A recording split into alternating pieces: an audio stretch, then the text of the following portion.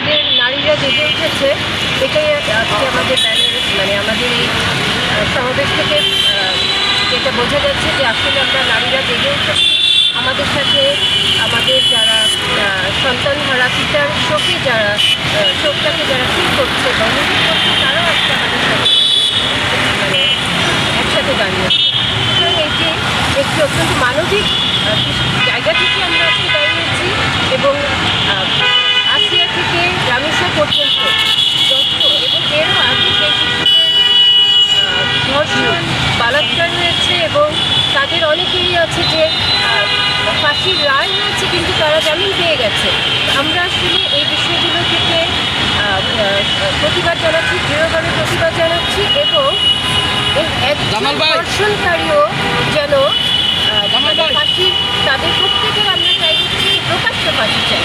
আমরা চাই না যে শুধুমাত্র তাদের বিচার হবে এমন যে তাদেরকে কিছু আর্থিক ক্ষতিপূরণ দিতে হবে অথবা তাদের যাবজ্জীবন মানে কারাবাস শোনাবে, তারপর আবার তাদের জামিন হয়ে যাবে।